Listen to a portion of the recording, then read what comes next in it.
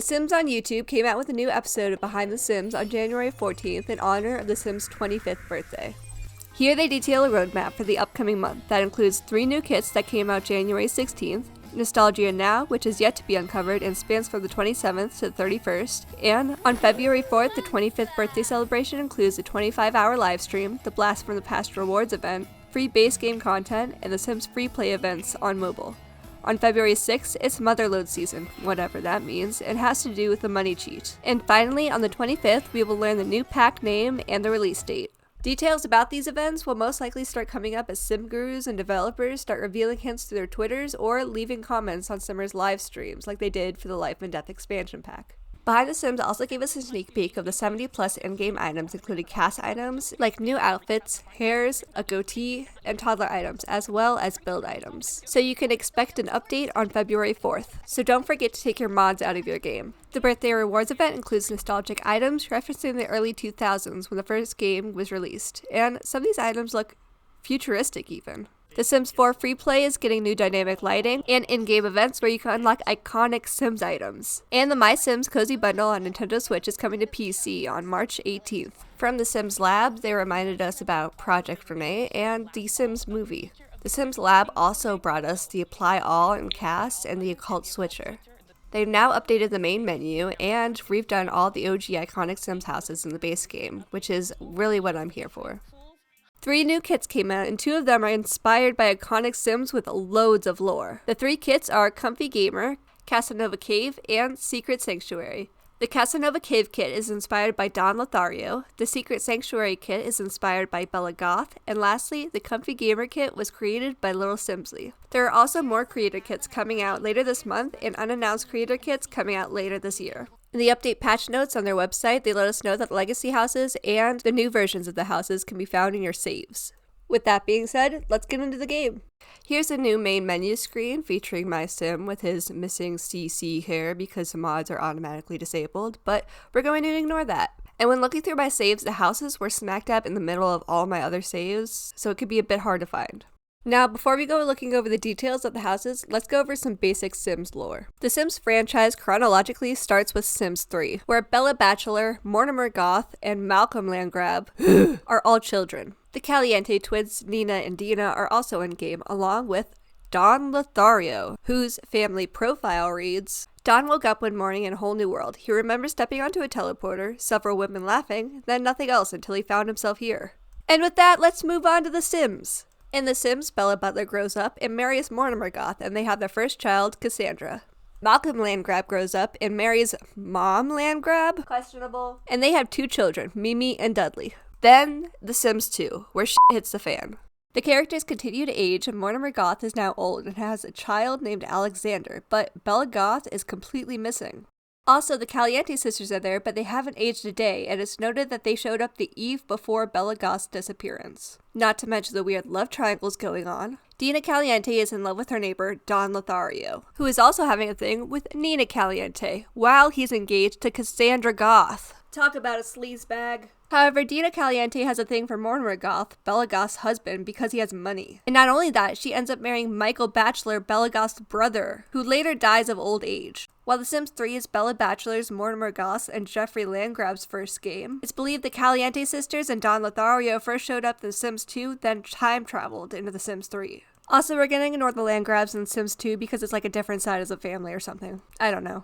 And that brings us to The Sims 4, which is considered an alternate universe, or in this case, alternate timeline. Some of the characters from the previous Sims game show up in The Sims 4, but their ages are different, or they look completely different, and it's not following the same storyline as the other Sims games. With that being said, let's look into some of these houses. Of course, I want to try to find that one piece of wallpaper that's incorrect, and there it is, like a treasure hunt. It's really beautiful when you find something wrong with the base game. Also, they've added a new graveyard to the back, and one of the plots is freshly dug. When you read their epitaphs, they're both blank. Also in the build, there's 2 pictures of what appears to be ancestors on the wall. Could it be their graves? The Goths have a long ancestry, and many of their relatives are in this game or others. And there's actually spellcasters in their family. I'm not sure who from this list could be in those pictures though, or even if they have the same ancestors in The Sims 4. Lady Ravendancer Goth actually shows up in the Life and Death expansion pack, but doesn't give you any clues. Now it should be said that Bella Goth from Sims 2 does actually reappear in Strangetown, the equivalent to Strangerville in The Sims 4. But she has no memory of where she's been, and she appears a lot younger than her husband. She was actually said to be abducted by aliens, and in the 25th birthday event rewards, you could see this milk carton with her missing picture on it, which, depending on how you look at it, could add lore from The Sims 2 into The Sims 4. Or maybe one of the Calientes just brought back a really gross old bottle of milk with them from their dimension. Now her strange disappearance was actually answered in Lunar Lakes in The Sims 3, an alien world, where Bella Goth actually died of old age. So we know that grave can't be her own. Time is said to move faster on this alien planet, so she could have died of old age and most likely replaced by a clone. The next option for the gravesite is Cornelia and Gunther Goth, the parents of Mortimer Goth, who is said to help raise Cassandra. Cornelia was the last relative to have died, and her sister Agnes Crumplebottom is actually in-game in the expansion pack Cottage Living. The Goth family also updated their looks in The Sims 4, and maybe that's just them getting older. Anyway, here's a full house tour if you haven't seen it. The new house is on the left and the old legacy house is on the right. And here are the floor plans compared to each other.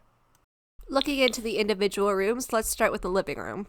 This new living room is very sleek and gothic with dark red floors and red walls that are much nicer than the old pinstripe walls and ugly brown curtains. Now onto the other rooms of the house. The kitchen is a lot smaller, but it's way better than the old kitchen that was a weird L shape. The dining room is also a lot smaller, but way nicer than the purple dining room they used to have. Now for the biggest travesty, Cassandra's room is definitely a downgrade from what she used to have, but I guess it appears more sophisticated while the old one was definitely a teenager's bedroom. Still one of my favorite bedrooms in the entire game. Also, it just feels more lived in. Next up, Alexander actually gets a bedroom this time with a nod to the old pinstripes. Before, he just had an attic space with no door and people would play chess in his room all the time. Annoying.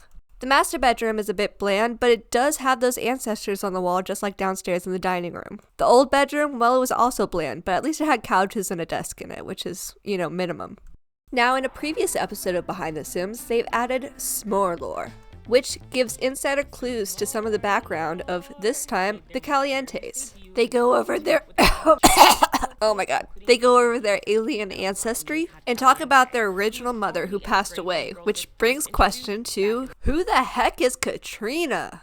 Well, who's to say the girls wouldn't whip up another mother through, I don't know, cloning? Yeah, that's right. The Sims team basically confirmed that Katrina is a clone made by the twins. So who's to say that the Caliente sisters didn't make a clone of Bella too? And does the alien planet Lunar Lakes have anything to do with the Caliente's alien ancestry? The same place where Bella's actual body lies. Going into the Sims 4 game, you could see that the Caliente mother has their new boy toy Don living in the home with them. That's right, he's no longer a neighbor and he's getting with a mother too.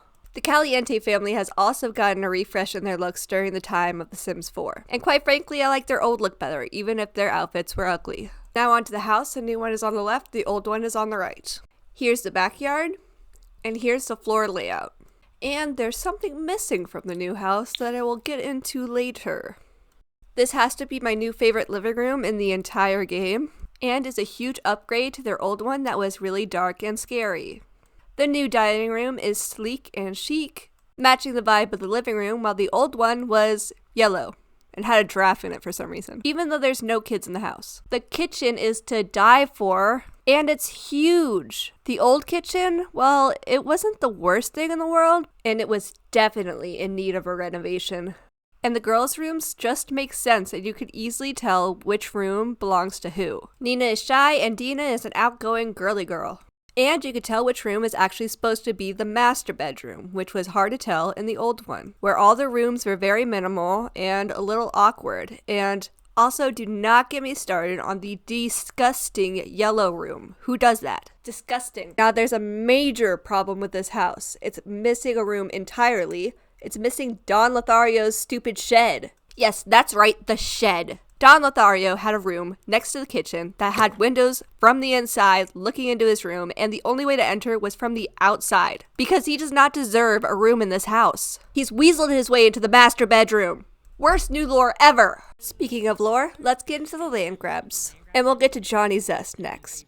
The 3 Landgraabs we know date back to The Sims 3 with Malcolm being a child. By The Sims 1, Malcolm grows up and has children of his own, which you can actually find on the gallery uploaded by Maxis. So it's kind of assumed that he's still going on that path. He's just kind of in the wrong time. He's a teenager in this version of The Sims, and quite frankly, he's not that interesting. Here's the Landgraab's mansion. The new one is on the left, the old one is on the right. Here's the backyard with the new pool. And here are the two layouts compared to each other. Most of the rooms seem to be in the same place. Starting with the living room is giving millennial gray, but the old one was, well, a mess. Definitely not giving millionaire. The new dining room is very, well, corporate, next to the corporate office. The old dining room was giving we need more pictures in The Sims 4. The new kitchen is pretty simple and sleek, while the old kitchen was kind of a vibe. The new master bedroom is to die for and has walk-in closets on either side. And the old bedroom was very scary. The old house feels like it was made by a really bad AI program. Malcolm's bedroom is fit for a teenager and makes sense, while the old bedroom had the scariest colors in the entire world. I want my walls to be a shade of puke orange and my floors to be a shade of puke green. The old house also had a bonus room on the 3rd floor that was kind of obsolete.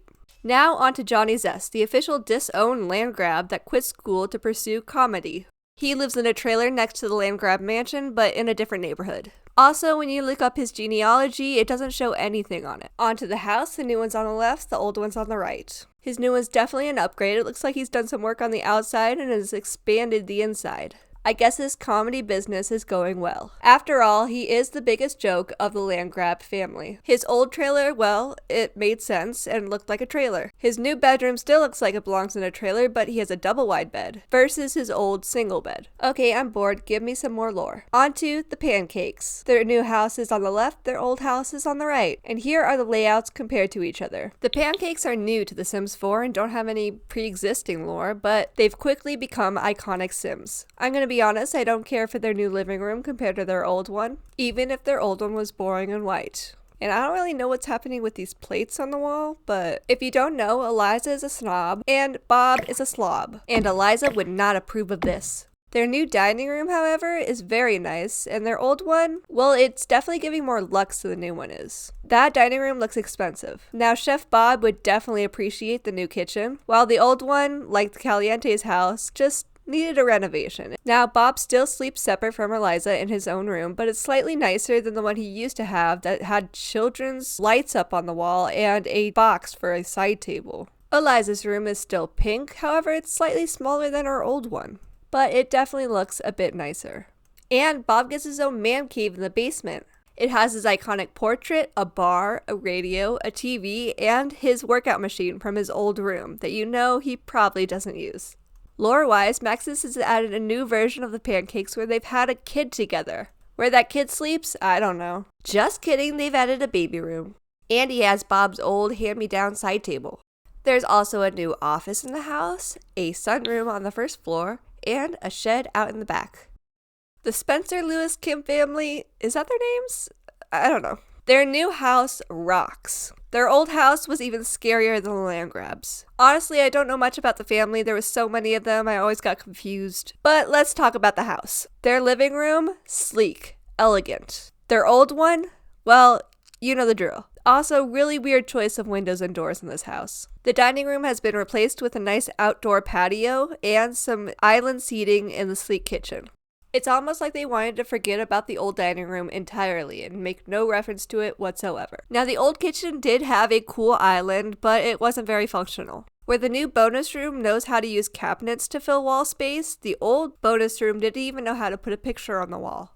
The new kids' room is a proper kids' room and is small, just like her. The old kids' room had a lot of wasted space and still didn't know how pictures worked. The next house, BFFs. You know the drill at this point. There's not much to say about this house, except you could definitely see some maturing of the Sims. Travis's room is a bit bigger and now has a double bed, where the old one had a single bed, and not a lot going on. Summer Holidays' room feels like Emma Gilbert's room from H2O, while her old room gave the feeling like her dad still calls her princess. Liberty Lee's room shows off her geeky side, while her old room was filled with children's furniture that she brought from home. The Sims 4 Sims are definitely progressing. The last house is the Besties house. The Besties have been in previous games, though I don't think they were the same characters.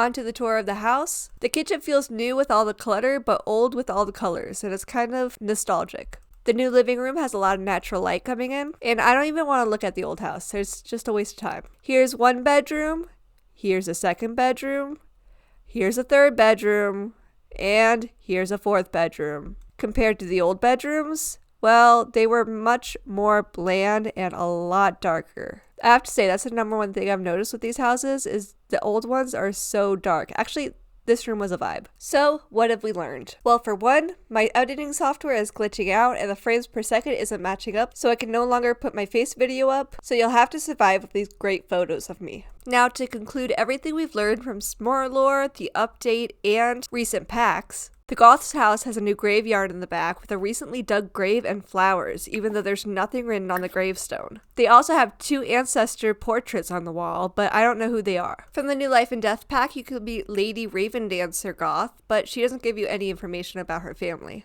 The upcoming rewards event includes a milk carton with the missing Bella from Sims 2, which might end up being canon Sims 4.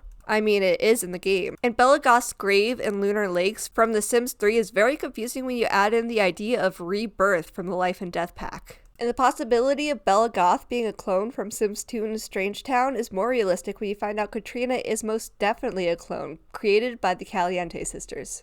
And they also have access to alien technology like the transporter that can transport you through time, which they did to Don Lathareo just to mess with him, which they most likely have access to because of their alien ancestry. And that could have caused a deviation in time that left us with The Sims 4, the alternate universe Sims. Now, a bit more about the time travel. In The Sims 3 Ambitions, they added the time machine, which allowed Sims to either visit the past or visit the future. If they visited the past, they could change things like other people's careers or how many children were in the family. They could even stop a Sim from dying. There's a quote added where they reference the video game Mass Effect, and if you visit the future with the time machine, you could come back wearing new clothes that people compare to the costumes in Mass Effect. But quite frankly, I think the outfits in Mass Effect very much resemble the alien outfits in The Sims 4. But that's just me, don't quote me on that. Next stop, The Sims 3 Into the Future. Your Sims could learn more about advanced technology, jump between the present and future whenever they wanted, and their actions could have effects on their legacy and descendants. So, how did you get to the future? Well, Emmett Relevart, a time traveler, appears in your world to give you the Almanac of Time, and he leaves his time portal that lets you travel to Oasis Landing. I knew that guy looked familiar. Now, some important items to bring up about the Secret Sanctuary pack. There's a cluster of pictures you can put on the wall that has different swatches, and I'm dying to know this family tree one. Also, I don't know who this is, but I wonder why Bella Goth would have her on her wall. But most importantly, this picture, which appears to be the Legacy Goth house and a UFO. Is that another reference to the missing Bella from Sims 2? And does anybody want to mention that 2 of the iconic townie Sims are secret agents when you first start the game? Anyways, that's all I have to theorize about. If you know anything more or want to debate, leave it down in the comments below. I've never played Sims 1, 2, or 3, so you probably know more than I do. Bye!